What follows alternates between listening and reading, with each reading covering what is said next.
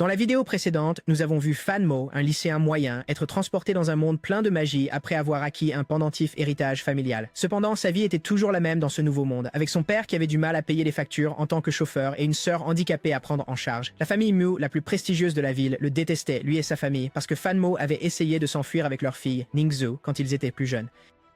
Tout ce qu'il espérait, c'était devenir un mage accompli dans ce nouveau monde magique et apporter du bonheur à sa famille.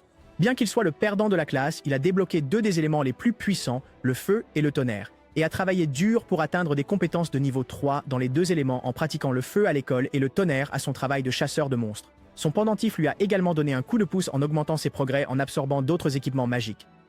En gardant son pouvoir de tonnerre secret pour la plupart du monde, il a pu l'utiliser lors de son duel contre Angyu et le vaincre, restaurant l'honneur de sa famille et entamant la réputation de la famille Mu. Après le duel, Fan s'approche de Maître Mu pour exiger des excuses à son père afin d'honorer les termes du duel. Étonnamment, Maître Mu se conforme et s'agenouille pour s'excuser auprès du père de Fan pour l'avoir insulté et battu le jour où Fan Mo avait tenté de s'enfuir avec Ningzhu. Fan Mo a obtenu le droit d'accepter une formation à la Source Sacrée, le site magique le plus puissant où un seul jeune mage peut être envoyé chaque année pour s'entraîner et renforcer sa force. Après le duel, lui et sa classe célèbrent dans un restaurant barbecue où tout le monde admire Fan Mo pour posséder deux talents. Il partage qu'il ira à la Source Sacrée la semaine prochaine pour s'entraîner pendant 7 jours. Le professeur le félicite et lui souhaite bonne chance pour son avenir. Un jour, l'ami de Fan, Xiaohu, et une fille aux cheveux noirs de la classe nommée He Yu traînent ensemble pendant qu'elle se plaint de son incapacité à utiliser la magie sous stress. Xiaohu propose de lui donner quelques conseils. Ils aperçoivent Fan Mo et sa sœur Qingshu dans la rue, même s'il est censé être à la Source Sacrée. Xiaohu s'approche de Fan pour lui demander pourquoi il est encore là, ce à quoi Fan répond qu'il achète un cadeau pour le 16e anniversaire de sa sœur. Xiaohu propose de la ramener chez elle pour qu'il puisse partir pour la Source Sacrée. Fan Mo s'excuse et se met en route, arrivant à un grand gratte-ciel où Mademoiselle Tang et Maître Mu l'attendent.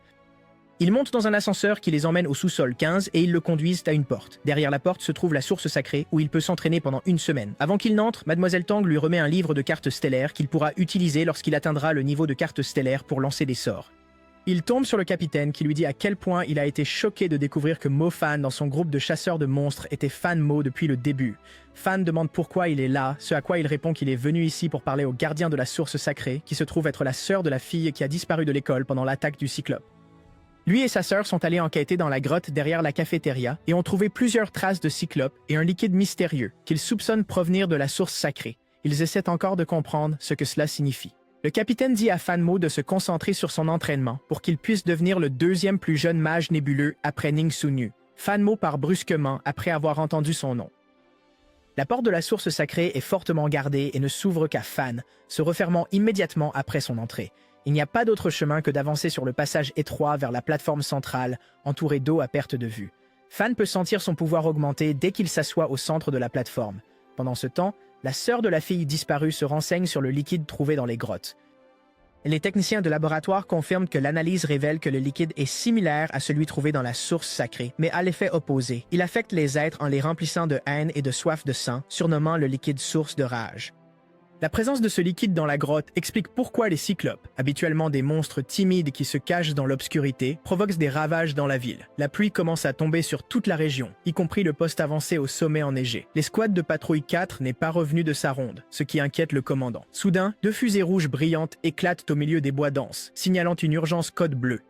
La panique éclate dans la tour de guet alors que l'escouade de patrouille 4 transmet un message au commandant indiquant qu'ils sont attaqués par un monstre féroce, comme ils n'en ont jamais vu auparavant. Leurs 2 mages de lumière ont été tués en envoyant les 2 premières fusées éclairantes. Sinon, ils auraient envoyé 4 fusées pour signaler une urgence code 100, ce qui signifie qu'une catastrophe est en cours. Le commandant émet une alerte code 100 et envoie ses soldats pour faire face à la menace. Une ligne de mages de feu tire des flammes sur un groupe de loups à un œil tentant d'infiltrer le fort, mais le mage de plus haut niveau est tué par un énorme loup blanc avec des pics de glace sur le dos. Un messager informe le commandant que des monstres ont été aperçus dans la ville. Personne ne sait comment c'est possible car le poste avancé gère toujours les monstres dans les montagnes, ce qui rend impossible leur arrivée dans les villes. Le commandant rassemble ses mages pour aller en ville et aider les citoyens à évacuer vers la zone de sécurité en se divisant en 2 groupes, l'un protégeant les civils tandis que l'autre tue les monstres. Les alarmes retentissent dans la ville pour alerter les civils de la présence de monstres détectés en ville. Le professeur force ses élèves à retourner en classe tandis que Mademoiselle Tang sauve un enfant d'un loup à un œil. Elle est choquée de voir un ptérolacus, un monstre loup volant, dans le ciel. Les chefs de la famille Mu, y compris Maître Mu et Ningxu, se précipitent pour combattre. Ningxu abat plusieurs loups à un œil avec ses puissants pouvoirs de glace. L'un des loups tire un laser qui touche Maître Mu, le faisant s'effondrer. Ningxu est forcée de fuir la scène sur une bête de compagnie volante pour aider son père blessé, mais elle s'inquiète pour Fan Mo qui est à l'intérieur de la source sacrée et complètement inconscient de la situation dangereuse à l'extérieur. Pendant ce temps, Fan Mo s'entraîne dur dans la source sacrée pour atteindre le niveau nébuleuse, mais échoue jusqu'à présent. Il se souvient de ce que Mademoiselle Tang lui a enseigné avant de venir à la source. Elle a expliqué qu'il devait monter de niveau pour que son espace spirituel grandisse et forme une nébuleuse de 49 étoiles. Cela ferait de lui un mage de nébuleuse capable d'utiliser la magie des cartes stellaires en alignant les 49 étoiles en 7 orbites de 7 étoiles chacune. Gardant cela à l'esprit, il étudie le livre des cartes stellaires que Mademoiselle Tang lui a donné pour essayer de s'améliorer. Cependant, il est interrompu par un tremblement géant lors d'une tentative d'aligner la nébuleuse. Il décide de sortir de la source pour voir ce qui se passe lorsqu'il voit un garde se faire attaquer par un monstre cyclope. Le garde qui parlait au capitaine plus tôt protège Fan Mo du monstre et le raccompagne à la source. Elle se présente comme Yuxin, la vice-capitaine du bâtiment. Elle touche l'une des dalles près de la plateforme, provoquant le drainage complet de la source et l'émergence d'une petite fiole de la dalle. Elle explique qu'il s'agit d'un protocole de sécurité d'urgence et que la fiole contient toute l'eau de la source sacrée.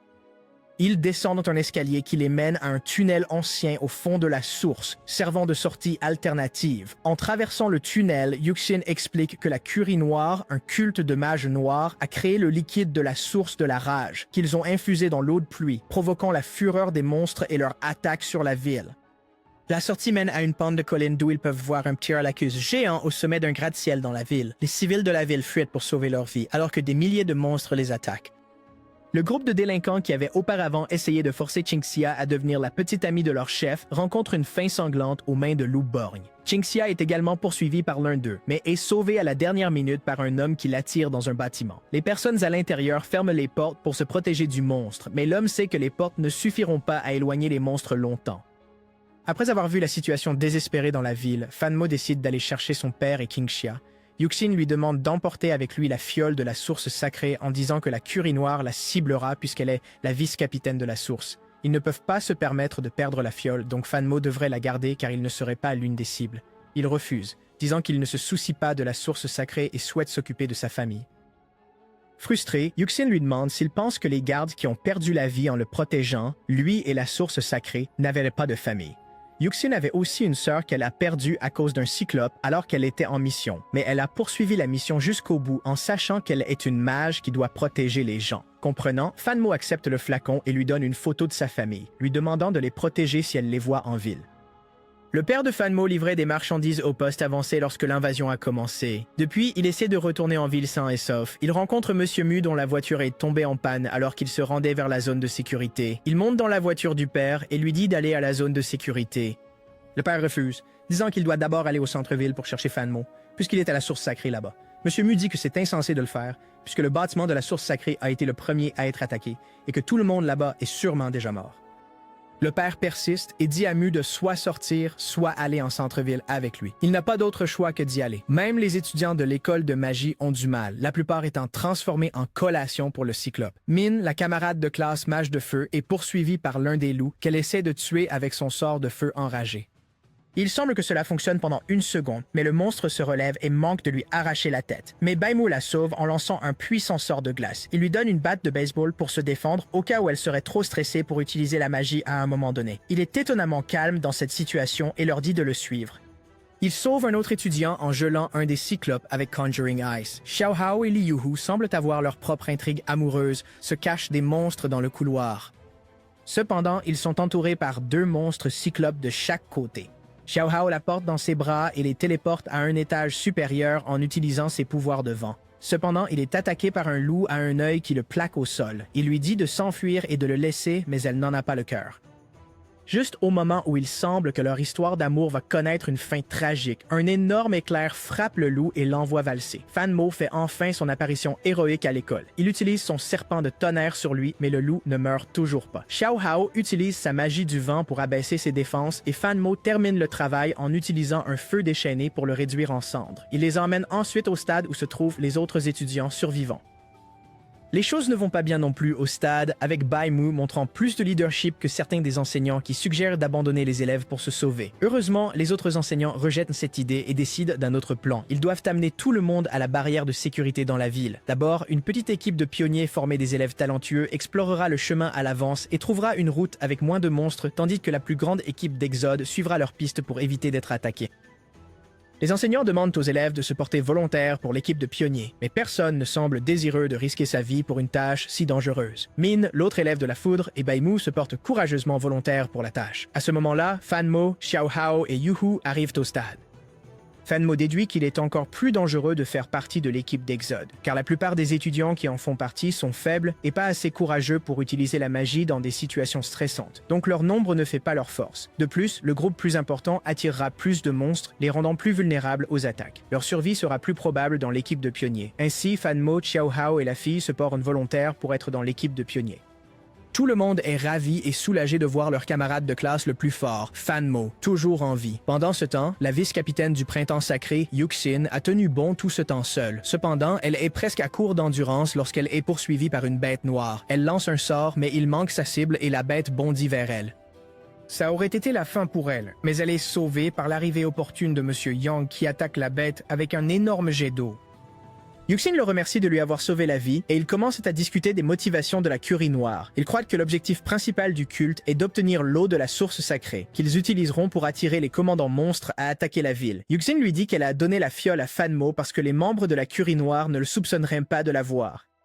Monsieur Yang dit qu'elle a pris la bonne décision. Comme il n'est qu'un mage étoile, il est peu probable qu'il survive seul. Ils se séparent pour le chercher. Ningxue et Maître Mu arrivent à la barrière de sécurité sur le dos de la bête de compagnie. Ningxue demande de l'aide médicale pour son père et demande si des étudiants de l'école secondaire magique du ciel sont venus à la barrière.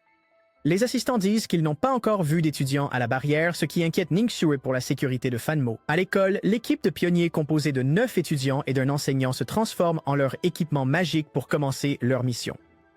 Sur l'instruction de l'enseignant, ils se dispersent et explorent la zone. Xiaohu aperçoit un monstre cyclope en train de ronger un enfant à un kiosque à journaux et alerte les autres. Cependant, il disparaît une fois que l'enseignant et Fan Mo arrivent. L'enseignant dit aux mages du vent d'utiliser leur vitesse pour explorer la zone de vent et le traquer tandis que les autres membres les suivront. L'une des mages du vent, Yilao, est frappée par derrière par le cyclope. Son cri alerte les autres élèves qui se rassemblent autour d'elle en panique. Ils attaquent le monstre cyclope, le professeur portant le coup final avec son pouvoir d'éclair aveuglant.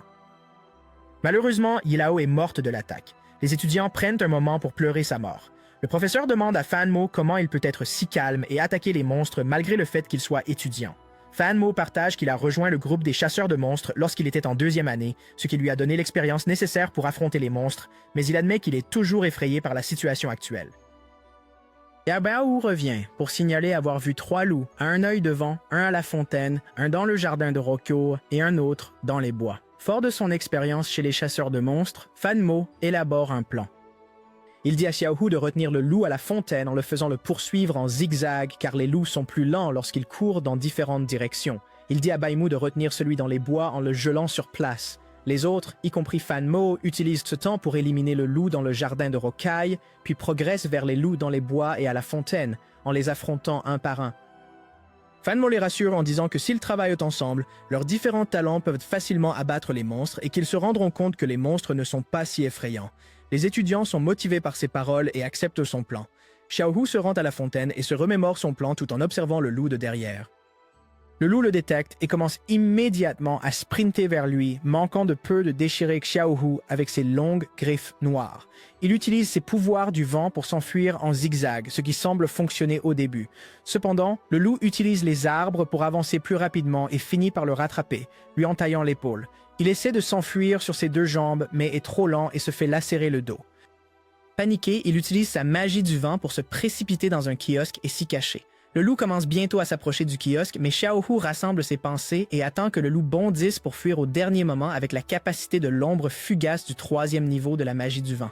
Cela provoque la blessure du loup par les débris qui tombent sur lui, le ralentissant. Hayao court vers la fin du parc où il y a une pile de grandes poutres en fer contre le mur. Le loup le suit jusqu'à ce qu'il soit acculé près du mur et y enfonce ses griffes noires dans Xiaohu. Cependant, grâce à la capacité de l'ombre fugace, le loup a en fait attaqué la projection de Xiaohu, faisant passer ses griffes dans le vide, perdre l'équilibre et tomber sur les piles de poutres en fer qui transpercent son corps et le tuent. Soulagé, Xiaohu réalise que les loups-borgnes ne sont pas aussi effrayants qu'il le pensait. Pendant ce temps, Bai Mu essaie de geler le loup-borgne dans les bois, mais sait que ses pouvoirs de glace sont trop faibles pour garder le monstre gelé longtemps. Son ami qui l'accompagne suggère de fuir et de se diriger directement vers la barrière de sécurité. Mais Bai Mu le traite de fou de penser qu'il pourrait y arriver sans l'aide des autres. Bai Mu parvient à le geler complètement pour le moment et il court vers le jardin de pierre pour informer les autres de la situation. Au jardin de pierre, Fan Mo et les autres étudiants dotés du talent de la foudre maîtrisent le loup-borgne avec leurs pouvoirs combinés, mais ils savent que ce n'est pas suffisant pour le tuer. Xiaohu arrive là mais ne peut pas se tenir debout à cause de ses blessures, ce qui inquiète tout le monde. En même temps, Bai Mu et ses amis sortent des bois avec leur loup qui les suit de près. Fan Mo dirige une attaque de feu vers lui et enchaîne avec un orage et plusieurs autres sorts de feu, brûlant le loup jusqu'à ce qu'il soit réduit en cendres. 2 loups abattus, un à éliminer. Grâce aux efforts unis de l'équipe pionnière, le 3e loup est également vaincu. Tout le monde remercie Fan Mo pour son leadership, mais en bon leader, Fan Mo attribue le mérite au travail de toute l'équipe. Si Bai Mu n'avait pas gelé le loup dans les bois auparavant, il aurait été beaucoup plus fort et Fan n'aurait pas pu le tuer si facilement. Il les exhorte à se rappeler que la compétence clé pour les mages est le travail d'équipe. Il dit à Bai Mu d'utiliser sa puissante capacité de glace rampante pour protéger l'équipe plutôt que de l'utiliser comme une attaque pour geler les ennemis. Il demande à Xiu de travailler avec le professeur pour protéger l'équipe, mais elle pense qu'elle ne peut pas le faire car elle est trop stressée pour utiliser la magie face à un monstre. Le professeur essaie de la réconforter lorsque Xiaohu utilise ses dernières forces pour lui dire d'avoir plus confiance en ses capacités avant de s'évanouir. Cela fait remarquer aux autres ses blessures graves qui ne cessent de saigner. Le professeur dit que des bandages ordinaires et le feu ne stopperont pas le saignement. Ce dont il a besoin, c'est d'un agent hémostatique qu'ils peuvent obtenir à la pharmacie voisine. Fan Mo se porte volontaire pour le récupérer, mais Xiaohu essaie de l'arrêter, disant que cela ne vaut pas la peine de perdre du temps pour le sauver. Fan Mo tient la main de son ami et souligne que l'équipe ne pourrait rien faire sans le précieux repérage que fournissent les mages du vent. Il promet de revenir bientôt avec l'agent hémostatique. Loin de la ville, le père de Fan Mo se précipite vers la barrière de sécurité avec Monsieur Mu à sa suite. Cependant, l'un des pneus se crève par le pire des hasards, ce qui arrête la voiture. Le père essaie frénétiquement de changer le pneu sans recevoir d'aide de Monsieur Mu. Il se frustre et supplie Mu de l'aider, mais voit le siège passager vide. Yixin cherche toujours Fan Mo lorsqu'elle tombe sur l'instructeur Yang Bai du poste avancé, qui est venu en ville avec son archelou. Il lui dit qu'il a pour mission de trouver et protéger un élève de l'école Sky Magic. En supposant qu'il doit faire référence à Fan Mo, elle décide de lui confier entièrement la tâche et de passer le reste de son temps à essayer d'attirer la Curie Noire vers elle pour la source sacrée. Pendant ce temps, les autres membres de l'équipe de pionniers continuent de chercher un chemin vers la barrière de sécurité, avec Xiaohu porté par l'un des étudiants. L'un des mages de terre utilise sa compétence de détection d'ondes pour scanner la zone à la recherche de monstres. Il rapporte qu'il n'y a pas de monstres à proximité, rendant la rue sûre pour le passage. En le traversant, l'équipe trouve le silence complet suspect, se demandant comment une ville ravagée par des monstres peut avoir une zone complètement déserte. Bai Mu les fait taire et regarde devant à travers le bord d'un mur. Ils sont pétrifiés de voir un loup à face d'épine, un monstre de niveau guerrier. Bai Mu explique qu'il y a 3 niveaux de monstres, le plus bas étant esclave, suivi de guerrier, et enfin le terrifiant niveau commandant. Les cyclopes et les loups à un œil qu'ils ont affrontés jusqu'à présent appartiennent au niveau esclave, mais un monstre de niveau guerrier est bien au-delà de leur capacité. Fan Mo cherche désespérément une pharmacie dans la région, déterminé à ne pas laisser son ami mourir. Il se souvient de leur temps ensemble à l'école quand Xiaohu partageait son rêve d'aller dans une bonne université dans une plus grande ville. Il entre dans une pharmacie abandonnée mais ne trouve pas l'agent hémostatique. En parcourant le magasin, il remarque un trou dans le sol et l'inspecte pour découvrir un monstre cyclope dévorant un cadavre. Il tire un rayon laser de son œil que Fan Mo esquive. La force fait tomber quelques médicaments d'en haut. Heureusement, l'un d'eux est l'agent hémostatique dont il a besoin. Il le saisit avant que le cyclope ne saute hors du trou et tente de l'attaquer. Un cyclope saute hors du magasin et se prépare à l'attaquer à nouveau, mais est attrapé par le loup à face épineuse, de niveau guerrier beaucoup plus grand, qui le jette dans sa bouche et l'avale d'une seule bouchée. Fan Mo s'échappe en entrant dans une fosse d'égout et rejoint le reste de l'équipe par les canalisations. Il donne l'agent hémostatique au professeur, qui l'applique sur les blessures de Xiaohu, les guérissant instantanément. Pendant ce temps, l'équipe d'Exode a commencé son voyage par le chemin dégagé par l'équipe pionnière. Ils tombent sur le corps sans vie de Yilei dans la rue. Ils réalisent enfin le grand risque que l'équipe pionnière a pris pour les aider à atteindre la barrière protectrice. Ils décident de transporter le corps de Yile jusqu'à la barrière pour lui offrir un adieu digne. L'équipe de pionniers parvient à s'approcher suffisamment pour voir les murs de la barrière de sécurité. Tout ce qu'ils ont à faire est de traverser le fossé devant. Là, ils rencontrent l'instructeur Yang Bai sur son Loop Archer. Il dit à Fan Mo qu'il le cherchait et qu'il devrait lui remettre la fiole de la source sacrée pour une meilleure protection. Sentant quelque chose de suspect, Fan Mo recule et dit qu'il remettra la fiole directement au commandant, Kong Jian lui-même.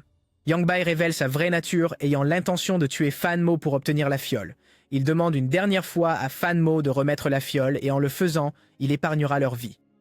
Cela confirme que Yang Bai fait partie de la Curie Noire, ce qui signifie que la source sacrée ne doit en aucun cas tomber entre ses mains. Fan Mo refuse de donner le flacon, disant qu'il avait déjà tué un de ses archilous et qu'il peut le refaire. Yang Bai claque des doigts pour invoquer 3 bêtes noires du sol. Elles se jettent sur lui en même temps, ce qui pousse Fan Mo à dire aux autres de reculer. Pendant le bref moment où il se retourne, l'archelou le piétine au sol. L'une des bêtes noires attaque Xia Hao, mais sa magie du vent ne fonctionne pas. Au dernier moment, un petit bouclier d'eau le protège du coup. Xia Hao fait la découverte horrifiante que Heiyu a créé le bouclier d'eau au prix d'être poignardé par l'une des bêtes. Toute son attention se tourne vers elle et l'un des mages de foudre le protège de la bête avec un orage. Les étudiants travaillent ensemble pour abattre les 3 bêtes noires, tandis que Xia Hao se précipite au secours de Heiyu. Heiyu dit qu'elle est heureuse d'avoir enfin utilisé ses pouvoirs pour protéger quelqu'un. Xia Hao lui crie dessus pour s'être mise en danger, mais elle utilise son dernier souffle pour lui dire qu'elle l'a fait parce qu'il est très important pour elle. Après cela, ses yeux se ferment alors qu'elle est dans les bras de Xia Hao. À l'avant-poste, Kong Jian reçoit la nouvelle qu'un des membres de l'escouade de patrouille 4 a survécu à l'attaque initiale. Le survivant affirme que le mage de lumière qui a envoyé les fusées a été tué avant d'envoyer la 3e par un Archwolf de compagnie. Avec cette information, le commandant soupçonne le seul membre de l'avant-poste qui possède un Archwolf, l'instructeur Yang Bai. De l'autre côté de la barrière, les gardes de la barrière protectrice informent Maître Mu de la situation actuelle tandis qu'une infirmière pense ses blessures. Les réfugiés affluent dans la barrière tous en même temps, provoquant beaucoup de chaos. Ning Shui entend les gardes parler d'un grand groupe d'élèves du lycée de magie céleste qui s'approche de la barrière. Espérant que Fan Mo est toujours en vie, elle essaie de quitter la barrière pour l'aider. Cependant, Maître Mu le lui interdit et ordonne aux gardes de s'assurer qu'elle ne parte pas sans sa permission. Fan Mo, toujours piégé sous les griffes de l'archlou, regarde de plus en plus de ses amis devenir des victimes. Il utilise ses pouvoirs de feu et de tonnerre pour projeter l'archlou au loin et se libérer. Yang Bai dit que peu importe ses efforts, ses amis mourront s'il ne lui donne pas la source sacrée. Fan Mo sort le flacon contenant la source sacrée, mais au lieu de le donner à l'instructeur, il l'ouvre et le boit. L'énergie de la source élève Fan Mo à un niveau bien supérieur, avec lequel il abat l'Archwolf avec un puissant sort de tonnerre. He-min et Bai Mu travaillent ensemble pour tuer l'une des bêtes noires. Cependant, l'Archwolf se rétablit et projette Min au loin. Pendant que les étudiants combattent les monstres, le professeur se fait discret et rampe vers Yang Bai depuis une falaise au-dessus. Il prévoit de tuer Yang Bai car s'il meurt, ses animaux disparaîtront aussi. Il utilise sa magie de radiance aveuglante pour l'étourdir, tandis que Fan Mo envoie une attaque combinée de feu et de tonnerre. Cependant, Yang Bai parvient à l'éviter car il avait planté l'une de ses bêtes noires sous le sol devant lui pour absorber les attaques. Bai Mu charge vers Yang Bai avec une épée de glace noire, réussissant à lui porter un coup mortel et à faire disparaître les bêtes. La mort de Heiyu jette un voile de tristesse sur l'équipe alors que Xia Hao pleure sur son corps. Plusieurs gardes de poste avancés, y compris M. Yang, arrivent sur les lieux pour voir leur collègue Yang Bai mort. Ils se préparent à attaquer les étudiants qui l'ont tué, mais Fan Mo explique que Yang Bai était un membre de la Curie Noire qui les a attaqués en premier. Il présente les flaques noires laissées par les bêtes comme preuve. M. Yang ordonne à certains des enquêteurs de rapporter des échantillons des flaques et le corps de Yang Bai à la barrière de protection, tandis que les autres escortent les étudiants en toute sécurité jusqu'à la barrière. Il n'y a aucun intérêt à régler l'affaire à l'extérieur où d'autres monstres peuvent les attaquer. Ainsi, l'équipe de pionniers finit par entrer dans la barrière protectrice après avoir perdu 2 membres. Ils envoient un message à l'équipe d'Exode qui célèbre leur réussite et commence à se déplacer plus rapidement vers la barrière. Pendant ce temps, un groupe de gardes de l'avant-poste scanne la zone autour du bâtiment de la source sacrée, au sommet duquel se trouve le Pterolacius. Tout le périmètre est entouré de loups à un œil et de loups à face d'épine, rendant presque impossible pour eux d'atteindre le bâtiment sans parler de tuer le Pterolacius. Ils se demandent comment les loups à un œil et d'autres monstres sont arrivés en ville, même lorsqu'ils gardaient la montagne. La seule réponse possible à laquelle ils peuvent penser est que la Curie Noire a utilisé la magie de l'espace, qui est la plus difficile à maîtriser. Le groupe est sur le point de battre en retraite lorsqu'un Pterolacus les détecte et envoie un rayon de la mort qui les incinère tous. À l'intérieur de la barrière, l'équipe de pionniers observe l'horrible condition des réfugiés survivants, dont la plupart sont grièvement blessés. Fan Mo va représenter l'équipe lors d'une réunion avec les enquêteurs de l'avant-poste qui souhaitent discuter du sujet de la mort de Yang Bai. Le rapport d'autopsie révèle des signes de bête noire en décomposition dans son cœur, confirmant qu'il était un espion pour la Curie noire. Kong Jun s'excuse auprès de Fan Mo pour la mort de ses coéquipiers aux mains du traître, Yang Bai. Il lui demande comment il a soupçonné Yang Bai avant que quiconque de l'avant-poste ne le fasse. Fan Mo répond qu'il ne le soupçonnait pas, mais qu'il était simplement vigilant. Quand il a refusé de remettre la fiole immédiatement, Yang Bai a montré son vrai visage. Kong Jun loue son intelligence et demande la fiole. Cependant, Fan Mo dit qu'il ne peut pas parce qu'il l'a bu, ce qui pousse Kong Jun à s'emporter et à le plaquer. Après s'être calmé, il réalise qu'il est préférable que la source sacrée n'existe plus et que leur objectif le plus important est de vaincre le Pterolacus de niveau commandant. Kong Jun évalue ses chances et réalise qu'il n'a que 50% de chances de tuer le monstre s'ils se battent en tête à tête, et la probabilité diminue à 10% s'il doit combattre le Pterolacus ainsi que les loups environnants. Malgré cela, il rallie ses hommes et les motive à se battre jusqu'à la mort pour protéger les habitants de la ville.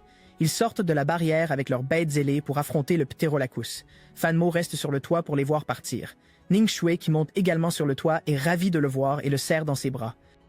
Maître Mu l'accuse d'avoir abandonné les autres étudiants pour s'échapper vers la barrière. Frustré par cet adulte qui le cible constamment, il rétorque que Maître Mu lui-même s'est réfugié dans la barrière malgré son pouvoir et son influence pour aider les gens. Ning Shui intervient et dit à Fan Mo de ne pas critiquer son père.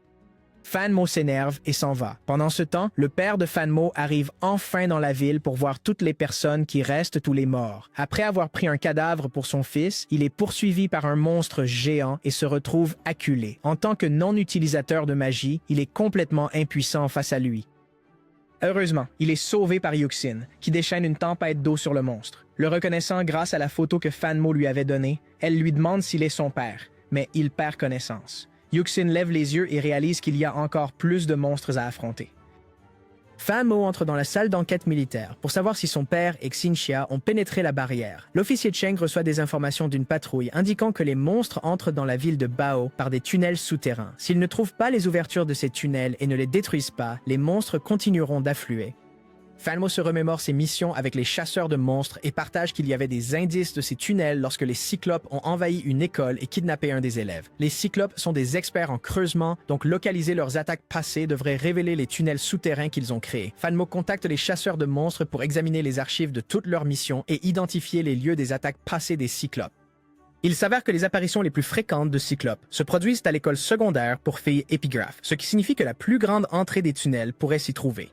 À partir de ce moment, l'armée s'associe aux chasseurs de monstres pour rechercher les tunnels souterrains. Fan Mo sort du bâtiment et entend la voix de son père. Il s'embrasse, soulagé de se voir vivant. Le père explique que Yuxin lui a sauvé la vie et l'a aidé à atteindre la barrière. Les chasseurs de monstres révèlent que son corps sans vie a été trouvé dans la ville, probablement morte en essayant de protéger d'autres personnes comme le père de Fan Mo. Xinxia est élève au collège épigraphe et elle ne peut pas se déplacer beaucoup avec son fauteuil roulant. Personne ne sait où elle est, ce qui inquiète Fan Mo et son père pour sa sécurité. Les chasseurs de monstres et quelques soldats se préparent à aller à l'école. Fan Mo supplie de se joindre à leur mission dans l'espoir de retrouver sa sœur, promettant de ne pas interférer dans leur mission.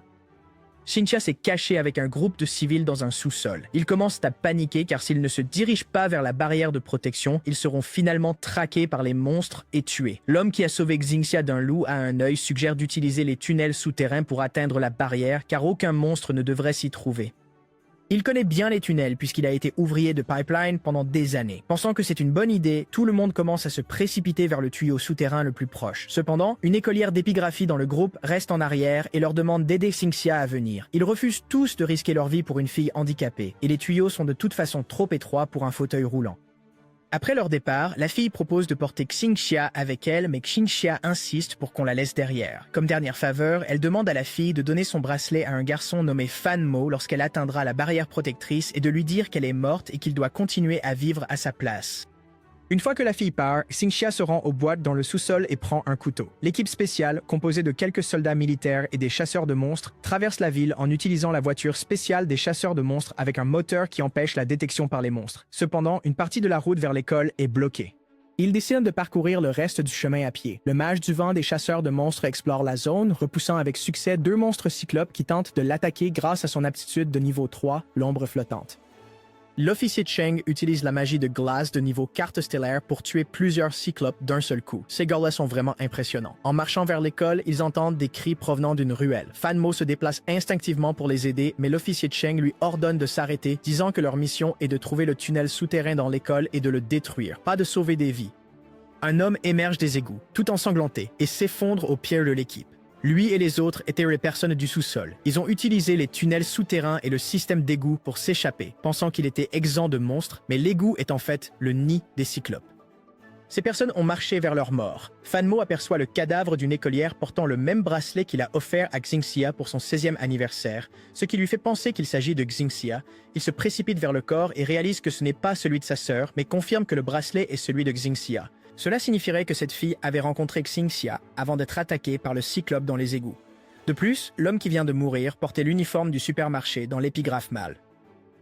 Ces indices indiquent que Xingxia se trouve quelque part dans le centre commercial. Une équipe spéciale souhaite bonne chance à Fan Mo et ils se séparent. Après s'être transformé en équipement magique, Fan Mo se dirige vers le supermarché. Xingxia se faufile dans le supermarché, essayant de trouver une sortie. Un des cyclopes la détecte, mais elle abandonne son fauteuil roulant et se cache dans un réfrigérateur. Le monstre détruit son fauteuil roulant, s'attendant à voir une personne, mais repart déçu. Deux membres encapuchonnés de la Curie Noire, l'un avec un grand nez et l'autre en armure complète, surveillent l'état de la ville depuis le sommet d'un toit. Puisque l'armée connaît l'entrée au collège épigraphe, ils doivent être tués avant qu'ils ne détruisent le tunnel là-bas. Les deux décident qu'il est préférable de laisser la plupart des membres mourir aux mains des monstres et de s'occuper du reste lorsqu'ils seront affaiblis. Ils aperçoivent une lumière vive provenant d'une attaque de foudre au loin. Celui en armure complète le reconnaît et dit à l'autre de rester en arrière pendant qu'il tue le mage de foudre lui-même. Vous l'avez deviné, le mage de foudre était Fan Mo. Il vainc le monstre avec une attaque de foudre, mais est pris en embuscade par une silhouette sombre. Fan Mo l'esquive et entre dans le centre commercial. L'homme en armure se tient sur une poutre au-dessus de lui et le félicite d'avoir esquivé la silhouette. Fan Mo demande qui il est. L'homme enlève lentement son masque pour se révéler comme Hangyu, celui que Fan Mo a vaincu lors du duel. L'aviez-vous vu venir? Il révèle qu'il a supporté l'intimidation et les abus de Maître Mu pendant 10 ans afin d'accéder à la source sacrée lors de son rite de passage. Il était si proche d'atteindre son objectif, mais Fan Mo a perturbé tous ses plans et Hangyu n'a pas réussi à accomplir sa mission pour la Curie Noire. Ils l'ont puni pour son échec en lui infligeant une cicatrice permanente sur la moitié du visage. Si ce n'était pas pour Fan Mo, la ville aurait déjà été détruite et Hangyu aurait été promu à un rang supérieur à présent. Après avoir exprimé ses frustrations, Hangyu sort une sphère sombre d'où il libère des flaques noires, chacune donnant naissance à une bête noire. Fan Mo s'enfuit des bêtes en utilisant ces deux éléments. Le membre au grand nez appelle Hangyu, l'informant que l'armée a atteint l'école et qu'ils doivent y concentrer leur attention. Hangyu refuse de venir au début, souhaitant voir la mort de Fan Mo de ses propres yeux. Cependant, craignant une autre punition, il laisse ses animaux derrière pour en finir avec Fan Mo. Fan Mo fait de son mieux pour éviter les bêtes, mais finit par être encerclé. Il se verrouille dans la salle de surveillance CCTV où il voit un fauteuil roulant détruit sur l'un des écrans. Sur l'écran au-dessus, il aperçoit Xingxia caché dans un réfrigérateur au supermarché. Fan Mo se souvient que le capitaine lui a appris que les cyclopes ont une mauvaise vue et se fient principalement à leurs yeux pour détecter les signatures thermiques. Donc, si vous voulez vous cacher d'eux, la meilleure solution est d'utiliser la magie de glace. Malgré la situation stressante, Xingxia a été assez intelligente pour se cacher dans le réfrigérateur afin d'éviter d'être détectée. Les bêtes noires ont frappé contre la porte tout ce temps, provoquant son ouverture. Déterminé à sauver sa sœur, Fan Mo se concentre intensément pour invoquer un sort puissant. À sa surprise, le pendentif brille grâce à l'énergie de la source sacrée et le fait monter de niveau jusqu'à la nébuleuse. Il aligne les 49 étoiles de sa nébuleuse pour former une carte stellaire au moment où les bêtes enfoncent la porte. Son corps est entouré par le feu de la carte stellaire et il utilise le cahier de la carte stellaire que Mademoiselle Tang lui a donné pour attaquer les bêtes avec le sort de point de feu de niveau carte stellaire. Les autres bêtes essaient de s'enfuir, mais il les abat avec des attaques de feu et de tonnerre uniques. Pendant ce temps, Xingxia essaie de ramper lentement loin du cyclope dans le supermarché, mais l'un d'eux la détecte. Elle poignarde son œil avec un couteau qu'elle portait avant qu'il ne puisse la mordre. Les autres monstres cyclopes courent vers elle mais commencent à se nourrir du corps du cyclope mort. Elle profite de l'occasion pour rouler sous une étagère basse où ils ne peuvent pas l'atteindre. Fan Mo vient à son secours, enflammant les monstres avec ses nouveaux pouvoirs de feu.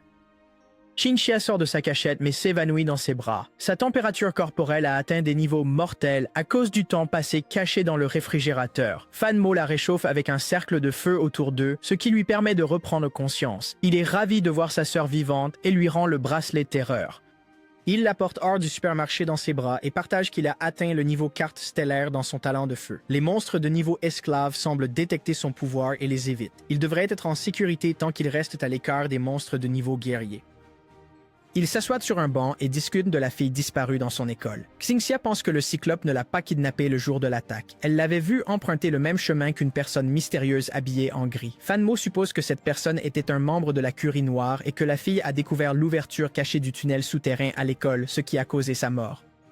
Fan Mo décide de déposer Xingxia à la barrière de sécurité puis de partir pour l'école afin d'assister l'équipe spéciale. Cependant, il se sent étourdi à cause d'une blessure qu'il a reçue en combattant les bêtes noires. Xingxia prend son bras et utilise sa magie de guérison pour refermer sa blessure. Fan Mo loue ses compétences remarquables en guérison et lui dit d'utiliser sa magie de guérison sur les réfugiés blessés à l'intérieur de la barrière. En chemin, il lui demande si elle a déjà vu des trous étranges à l'école. Elle se souvient qu'il y avait un trou géant sur le terrain de l'école le jour de l'attaque. Elle le presse de rester à l'intérieur de la barrière avec elle puisqu'il n'est toujours pas assez puissant pour vaincre de puissants monstres. Cependant, Fan Mo ne peut pas rester sans rien faire alors que la ville où ils ont grandi s'effondre. Il a toujours voulu être un mage réussi qui apporte honneur et sécurité à sa famille, et donc il doit accomplir les devoirs d'un mage en cette période critique. Sinon, il regrettera ses actions toute sa vie. Remarquant sa détermination, Xingxia décide de l'accompagner, disant qu'elle le regrettera aussi si elle n'est pas là pour protéger son frère maintenant. Fan Mo file à toute allure sur les routes à moto et Xingxia réalise qu'il prend une route vers la barrière protectrice, pas vers l'école. Leur chemin est bloqué par un loup à face d'épine de niveau guerrier. Fan Mo fait demi-tour et essaie de se diriger dans l'autre sens, mais le loup continue de les suivre. Il conduit la moto dans une ruelle étroite et il se cache sous l'un des bâtiments sur le côté, réussissant à faire perdre leur trace au loup.